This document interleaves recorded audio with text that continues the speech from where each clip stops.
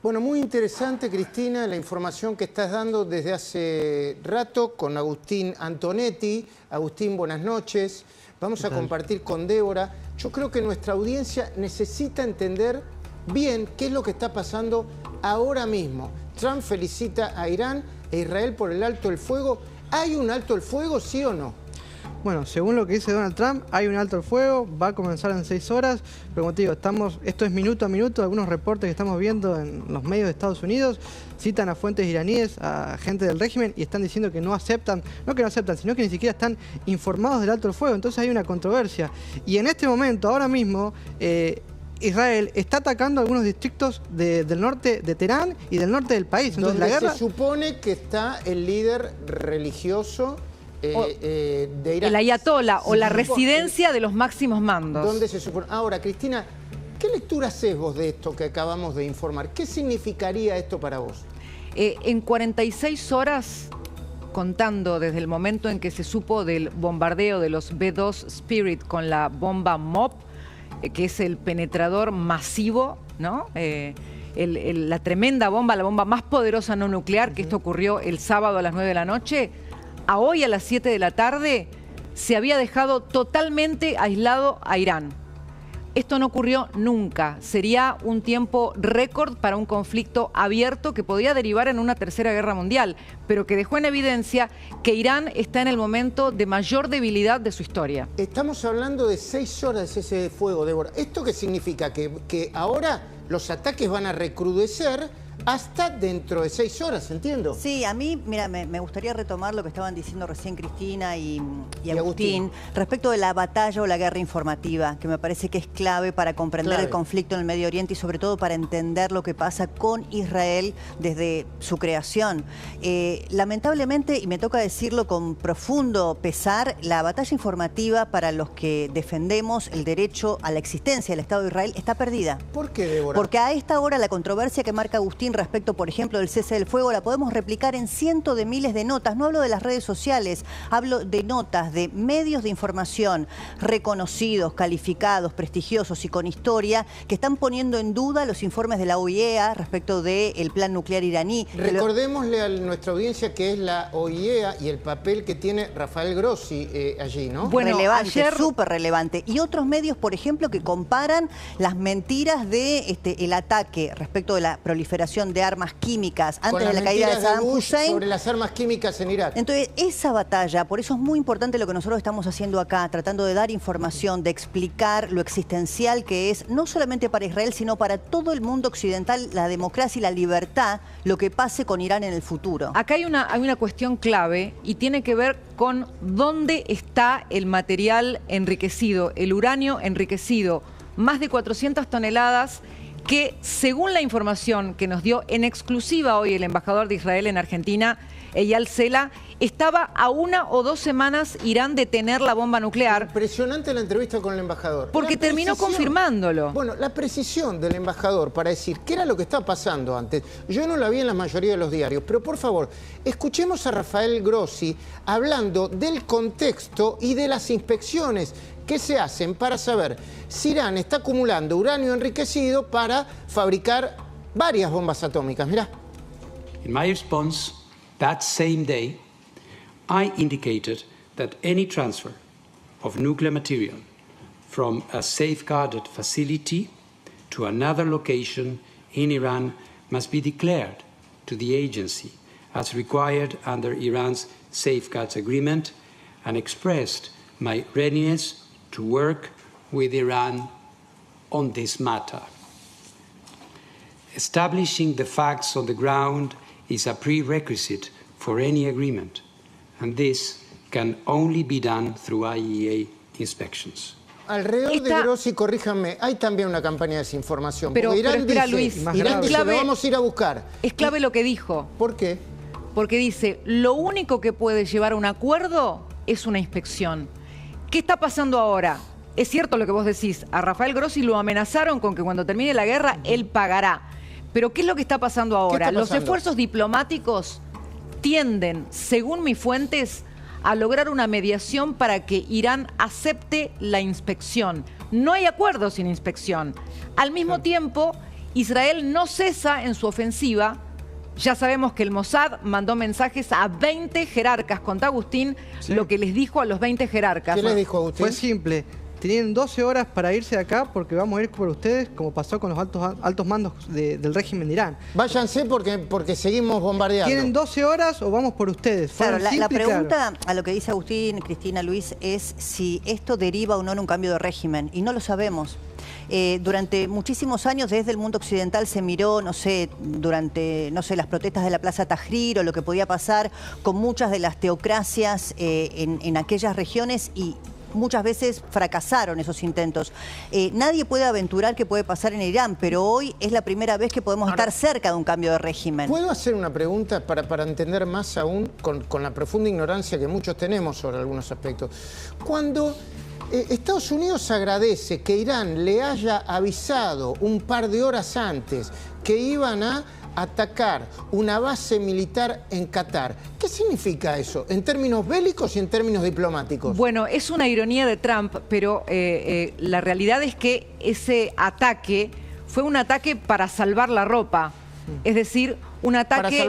de Irán para salvar su ropa. Claro, a ver, el orgullo, Qatar es un aliado de Irán, ha sido financista de la masacre que hizo Hamás contra Israel y de alguna manera no solamente supo la hora de los ataques, sino que desde ayer instó a muchas personas a irse de Doha porque iban a ocurrir los ataques. Con lo cual no solo sabían, sino que no quedó nadie para que los ataques no afectaran absolutamente a nadie. Lo que dice Trump es, gracias por avisarnos del ataque, como pensábamos iba a ser muy débil, entonces ahora le pueden abrir camino a la paz. Lo que está diciendo Trump es, ya sabíamos que no tienen con qué hacer una represalia, o sea que quedaron fuera del sistema. Otro elemento importantísimo, Cris, para que todos entendamos. Hay una nota hoy del Washington Post que está en La Nación, que yo les recomiendo que las lean a todos. Sí. Son 7 minutos de lectura, 7, 9 minutos de lectura. Donde dice que todo comenzó en octubre del 2023 con el ataque a destiempo de Hamás en la Franja de Gaza, que fue el peor ataque contra los judíos en el mundo y en Israel después del Holocausto, ¿no?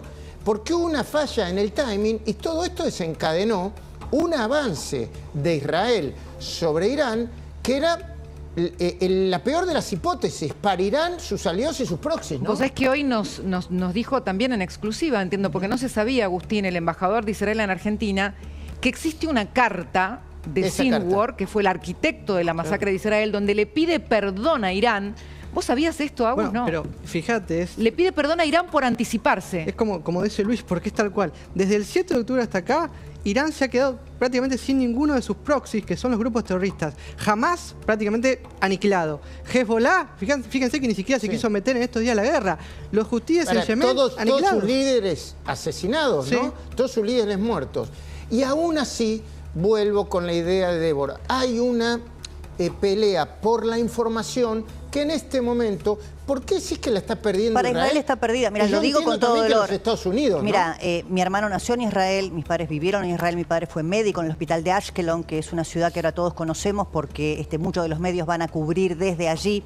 Está perdida porque somos pocos los que defendemos y defendemos la posición de Israel y el derecho a su existencia. No estamos discutiendo otra cosa. Débora, si vos Irán... ves la prensa del mundo, no pasa. Lamentablemente, Cristina, lo digo con todo el dolor del alma. Hay un poquito de así como te digo una cosa, te digo la otra. Si ¿no? Irán hubiera tenido con qué contraatacar, lo hubiera hecho y no pudo. Claro. No pudo. Eso es un hecho. Independientemente de las informaciones, de las opiniones, de los puntos de vista, de las ideologías, Irán no tuvo manera de hacer una represalia importante. Tiraron 14 misiles que fueron fuegos artificiales al lado de las bombas MOP. Con lo cual es claro que el régimen está en su momento más débil. Si les gusta o no, veremos cuándo están decididos a aceptar la realidad. Sí, hay algo importante no que vos creo que el otro día lo mencionabas, que son las declaraciones de un altísimo dirigente alemán que decía Israel está respecto de Irán haciendo el trabajo sucio que muchos países de Occidente hace mucho tiempo están mirando por la amenaza que es Irán para las democracias liberales del mundo. Permitió cambiar el eje informativo, si me permitís, lo que pasa en Irán respecto de Gaza, por un momento, ¿no? Porque las miradas del mundo están puestas en lo que pasa en Irán. Obvio. Ahora, por favor, producción, necesito el último discurso público de Donald Trump. Lo que suena en las redes sociales. Los ejes de la campaña de información que está viviendo el mundo. Y el minuto a minuto. Cristina, te agradezco. Le voy a pedir a Agustín, mientras que te despido y te agradezco, que nos dé la última información que está chequeando minuto a minuto en Israel, en Irán, en toda la zona, y los datos que hay y la confusión informativa que hay para que podamos aclararla y compartirla acá. Contanos, Agustín. Bueno, tal cual lo dijimos hace algunos minutos, en este momento, después de que Trump haya anunciado el cese al fuego, este acuerdo de cese al fuego entre Israel e Irán, hay muchas particularidades. Primero, en lo que tiene que ver con el sector iraní, incluso algunas agencias de comunicación que son del Estado iraní están negando el cese al fuego, no lo están aceptando. Varios de los seguidores que son bastante extremistas del régimen islámico tampoco están muy de acuerdo. Entonces yo lo tomaría con pinzas. Sí, ¿a dónde puede llegar, no? ¿Te puedes quedar unos minutitos más, Agustín? Y le agradecemos a Cristina también, ¿no?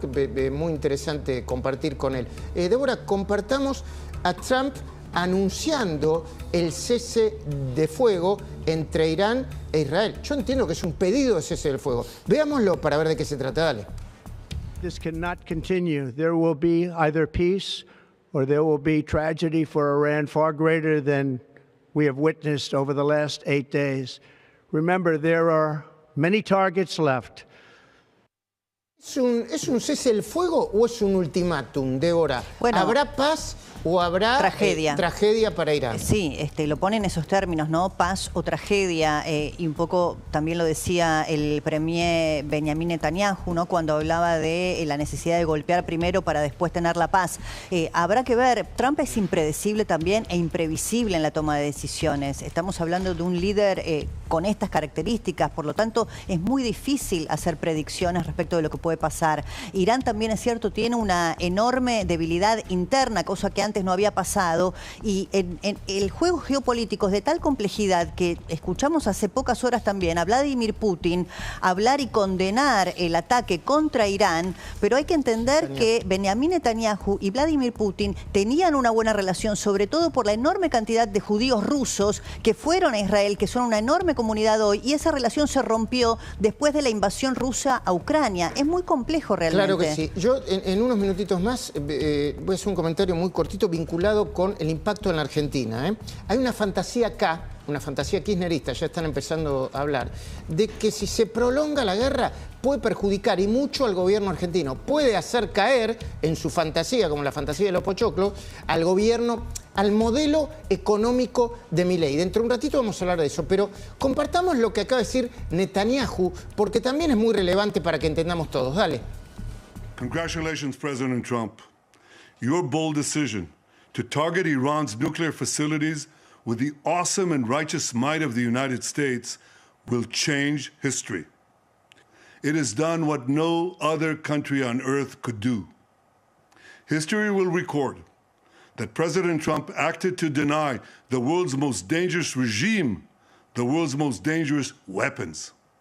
His leadership today has created a pivot of history that can help lead the Middle East and beyond to a future of prosperity and peace. President Trump and I often say, peace through strength. First comes strength, then comes peace. President Trump, I thank you. The people of Israel thank you. The forces of civilization thank you. Ahora, Agustín, enseguida presento a la mesa que tenemos hoy con mucha información también vinculada con lo que está pasando acá.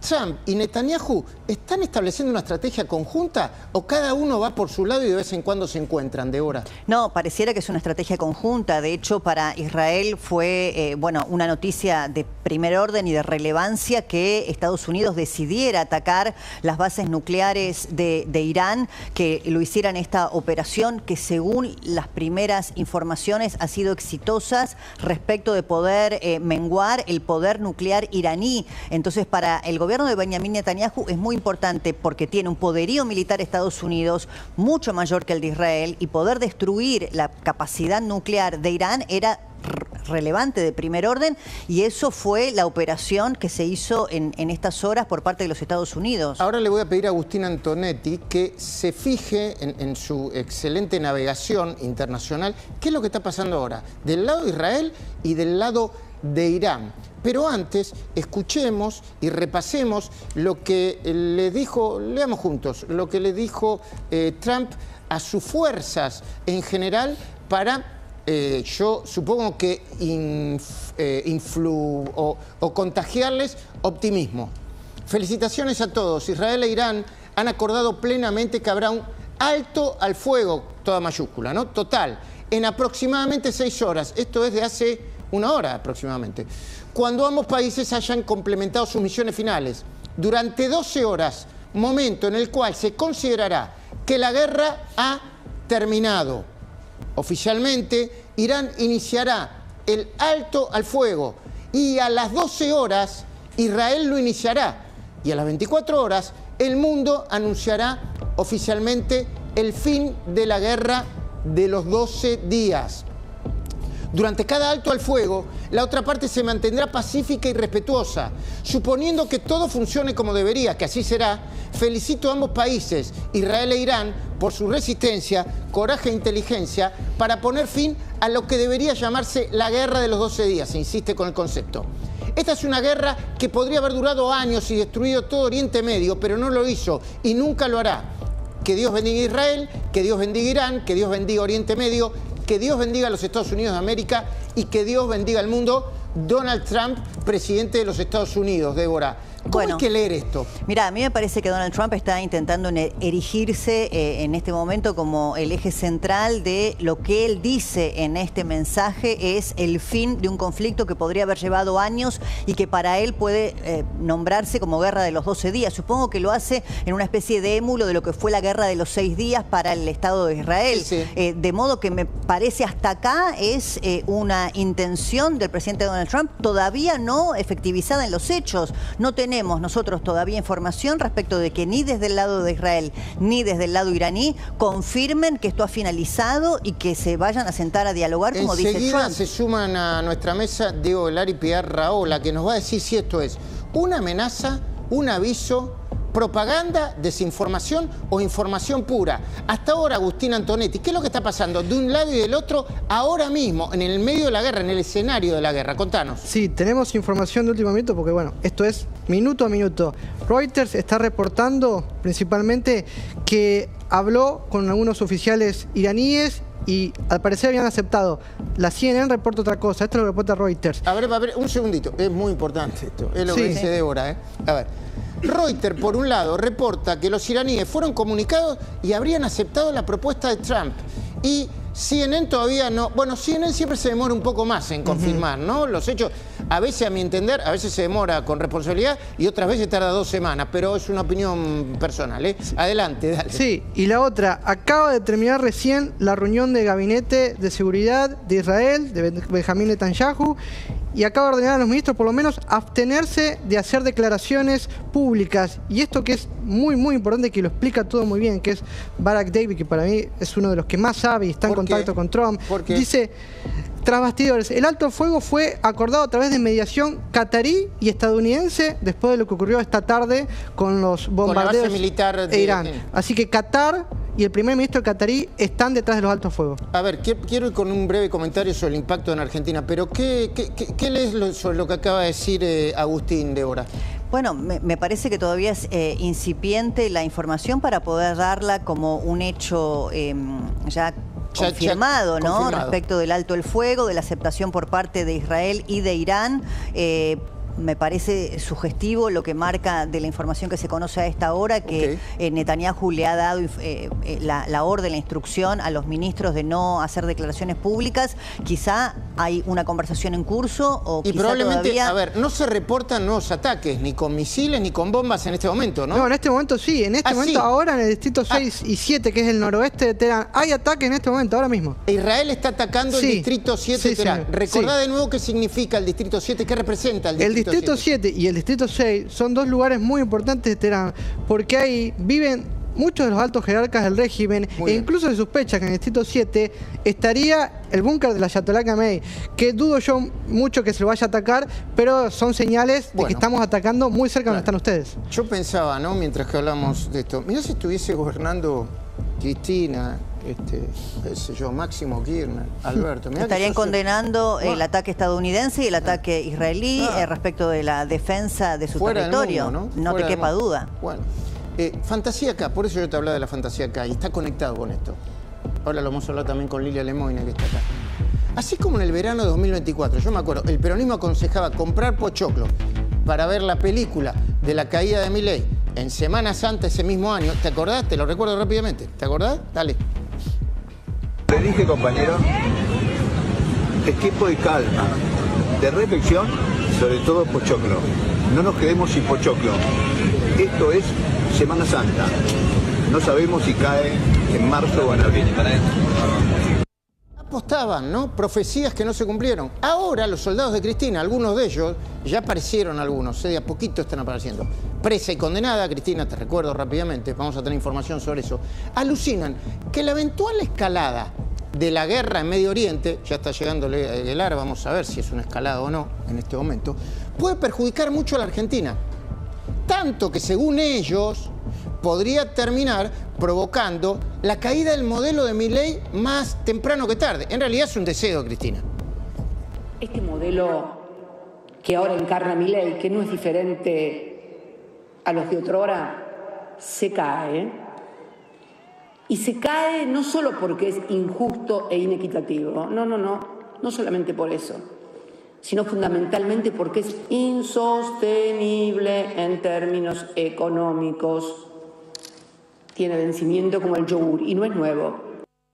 Y si escala la guerra, el impacto en la economía argentina puede ser peor. Esta mañana Carlos Rucauf, uno de los analistas internacionales que mejor comprende lo que está pasando, a mi entender, nos dijo en nuestra radio, el Observador 107.9, palabra más, palabra menos, que a la Argentina no le conviene una guerra prolongada, sino una paz inmediata. Hay que mirar en las próximas 72 horas es qué pasa con las bases norteamericanas. Si esas bases son atacadas, Estados Unidos va a volver a atacar a Irán. Impacto en la Argentina, impacto inmediato. Bueno, el impacto va a ser económico, claramente, depende hasta dónde llegue tanto el tema del estrecho de Hormuz como las diversas retaliaciones. A Argentina lo que le conviene es la paz más rápida posible. No, supongo, lo saludo a hablar rápidamente, empiezo a pelotear con él y después hablaremos más largo. Diego, buenas noches. A la Argentina, al mundo, ¿no? Pero a la Argentina, desde el punto de vista económico, le conviene que se haga la paz rápidamente, ¿no? Que esta guerra termine cuanto antes, ¿no? A todo el mundo, sin lugar a dudas, la guerra es malo para todos, cualquiera. Siempre hay especuladores que ganan con las guerras, pero la mayoría de la gente la sufre. Y sobre todo por el impacto económico que dicen que puede tener en muchas partes del mundo y en Argentina también, ¿no, Diego? Bueno, todo indicaría, si es cierto el comunicado de Trump, si se confirma, que se ha acordado un cese el fuego entre Israel y Estados Unidos e Irán. Eso sería muy buena noticia. Claro, nosotros ¿por qué lo tomamos con pinzas? Porque hay que ver qué es lo que pasa y porque hay mucha ruido, información y desinformación. Obviamente, los primeros datos de la guerra, si escala, ojalá que no escala, sobre el conflicto, para el mundo, tiene razón Guelar, y la Argentina no son alentadores. A ver, veamos rápidamente, ¿no? Más allá del último aumento de las naftas en Argentina, alrededor del 5%, ¿no? Luis Gasulla, Nico Pizzi, Débora, 5%, ya está. Bueno, se esperan nuevos incrementos como producto de la amenaza de cierre en el estrecho de Hormuz, que todavía no sucedió. Ya llega también Damián Dipache y nos va a confirmar estos datos. Por donde pasa entre el 20 y el 28% del petróleo y el gas del mundo, ¿no? Por otra parte, cada vez que aparece un problema mundial, ya llegó Pilar Rahola también, le agradecemos su presencia, los inversores globales se ponen más conservadores y rechazan la opción de invertir en países, yo quiero ser cuidadoso con lo que, donde el riesgo es mayor, como la Argentina. ¿Estamos de acuerdo, Diego? Es un país todavía, lo tienen que subir probablemente mañana a la categoría emergente, ¿no? Pero estaba fuera de los sistemas. Luis, hay que recordar que tenemos 22 acuerdos con el Fondo Monetario incumplidos y 8 defaults declarados. Así que tenemos una acumulación de falta de confianza de muchos años. Bueno, de esta manera, por ejemplo, si sigue la guerra, ojalá que no, los bonos soberanos argentinos podrían seguir cayendo, como sucedió en las últimas 24 horas. Luego, como consecuencia del incremento de los combustibles, la inflación que venía con una fuerte tendencia hacia la baja, si ya lo armamos a Dipache, le quiero preguntar, desaceleraría, ¿cómo decirlo?, su descenso. Pone a Sofía Diamante hablando del tema de las naftas, dale. ¿Qué es lo que está pasando? La guerra en Medio Oriente, el conflicto en Medio Oriente, hizo que se disparara el precio del barril de petróleo un 18%. Ese es el principal costo de los precios de la nafta y del gasoil. Así que se empieza a ver ya un mercado que está cada vez más alineado a lo que pasa a nivel internacional. Algo que tal vez nos desacostumbramos en los últimos años, de un mercado regulado, el barril criollo, ¿te acordás? Bueno, ahí está. Ahora lo vamos a hablar con ¿perdón? ¿Quién dijo algo? ¿Habló alguien? Perdón o lo interrumpí. Damián, buenas noches. ¿Lo tenés ya, Damián? Sí. Buenas noches, Luis. ¿Cómo va? Mirada, suponte que la foto de la guerra, la foto del conflicto de Medio Oriente es la de ahora. Estamos a la espera del cese del fuego que se puede producir dentro de unas horas, pero suponte que todavía no se produjo. Es un mal dato para la Argentina. Era un mal dato para Argentina. Yo creo que ahí donde los misiles cruzan la frontera, el miedo cruza los mercados.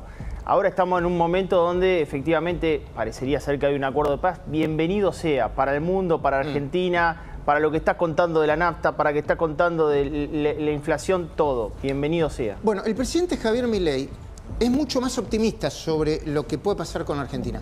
Por lo pronto, hay que decirlo, apoyó al primer ministro de Israel, Benjamín Netanyahu, antes que nadie, y con la idea de que Israel tenía que hacer lo que hizo para que luego hubiera paz. Lo explicó de manera sencilla la semana pasada, se lo explicó Esteban Trebú. Aliado de Israel. A Israel en el fondo lo atacan por dos cuestiones. Lo atacan los teocráticos porque lo quieren hacer desaparecer.